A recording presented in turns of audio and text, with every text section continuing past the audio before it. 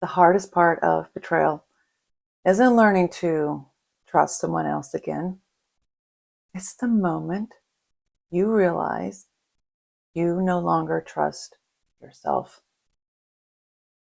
You start asking questions like, how did I miss this? Why didn't I see the signs? Can I even trust my judgment again? If you've had those thoughts or questions, you're not crazy.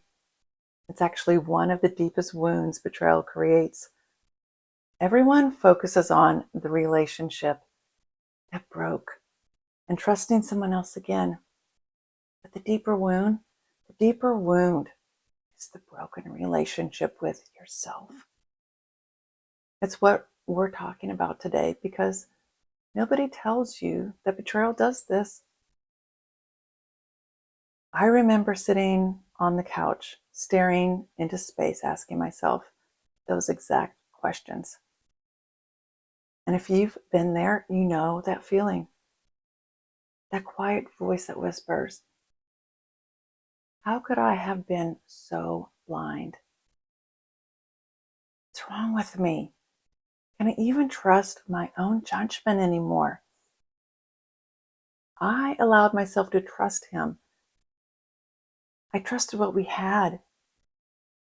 I trusted myself. And when it all fell apart, so did that trust in me. You stop trusting yourself. Your identity is shattered. Your reality, the life you thought you had, suddenly feels like it never existed.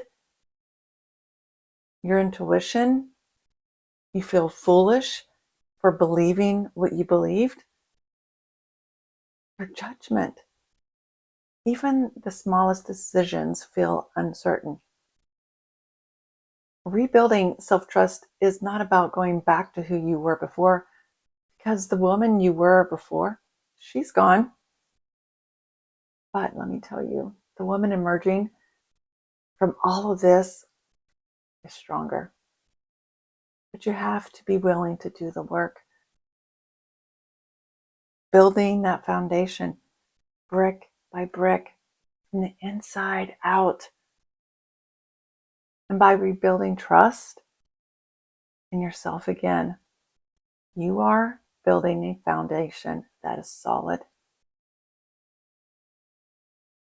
So let's look at building self-trust this way. I live in Florida. So after a hurricane destroys a house, no one tries to patch it or take shortcuts and pretend everything is fine. No, you want to rebuild it to be sturdy from the foundation up. Because this is the core. Everything weighs on this. Everything is built on the foundation. And in doing so, you create a safe space for yourself. And the more you can create a safe space from within yourself, the more you will rebuild self-trust. Yes, I know it can be hard. And yes, I know it can be painful. But once you walk through it, you become stronger, clearer, and more grounded than ever before. Self-trust doesn't return through big leaps. It begins with learning to trust yourself in small ways, smaller than you think. It's simple, steady moments that start to tell your mind that yes, this is happening and I can trust myself. That's how self-trust rebuilds, through promises with yourself, being consistent with yourself, showing up for yourself, one small step at a time.